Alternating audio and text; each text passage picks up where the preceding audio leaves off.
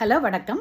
ஒரு 5 முக்கியமான பொருள் ப்ரெக்னெண்ட்டாக இருக்கிறவங்க அவாய்ட் பண்ணணும். அதை இன்றைக்கி சொல்கிறேன்.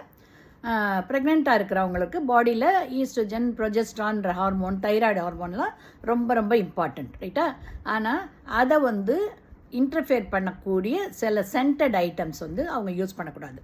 ஜென்ரலி இந்த பெர்ஃப்யூம், சென்டெல்லாம் பூசிக்கிறாங்க இல்லையா, அந்த எந்த விதமான பெர்ஃப்யூமே ப்ரெக்னென்ட் விமன் யூஸ் பண்ணக்கூடாது, ரைட்டா?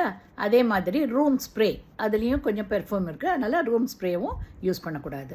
அப்புறம் சென்டட் கேண்டில்ஸ் இப்போல்லாம் வந்துச்சு இல்லையா, அதை யூஸ் பண்ணக்கூடாது. ஆச்சா, மூணாச்சா?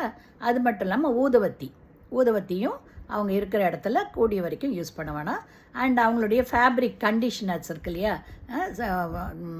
வாஷிங் மிஷினில் போட்டாக்கா அது நல்ல ஸ்மெல் வரணுன்ற ஒரு பெர்ஃப்யூம் ஸ்மெல் இருக்கணுங்கிறதுக்காக கண்டிஷனர்ஸ் யூஸ் பண்ணுறோம். அந்த ஃபேப்ரிக் கண்டிஷனரும் யூஸ் பண்ணக்கூடாது. ஸோ இந்த 5ஐயும் கூடிய வரைக்கும் ப்ரெக்னென்ட் விமன் இருக்கும்போது அவங்க யூஸ் பண்ணாமல் இருக்கிறது நல்லது. ஏன்னா இது எல்லாமே ஈஸ்ட்ரோஜன், ப்ரொஜெஸ்ட்ரான் அண்ட் தைராய்டு, இந்த ஹார்மோன்ஸ் எல்லாத்தையுமே கொஞ்சம் இன்டர்ஃபியர் பண்ணும். ஸோ அது குறைக்கும்போது ப்ரெக்னன்சியில் ப்ராப்ளம்ஸ் வரும், ரைட்டா? அதனால் இந்த வாசனை பொருட்கள் எல்லாமே ப்ரெக்னன்சி நேரத்தில் டோட்டலி அவாய்ட் பண்ணுங்கள். எஸ்பெஷலி இந்த ஐவிஎஃப்க்கு போகும்போது கூட நாங்கள் அட்வைஸ் பண்ணுவோம். ஐவிஎஃப்காரங்க இந்த ஹார்மோன் டிஸ்டர்பன்ஸ் வரக்கூடாதுங்கிறதுனால இந்த பெர்ஃப்யூமை மோஸ்ட்லி யூஸ் பண்ணாதுங்கன்னு.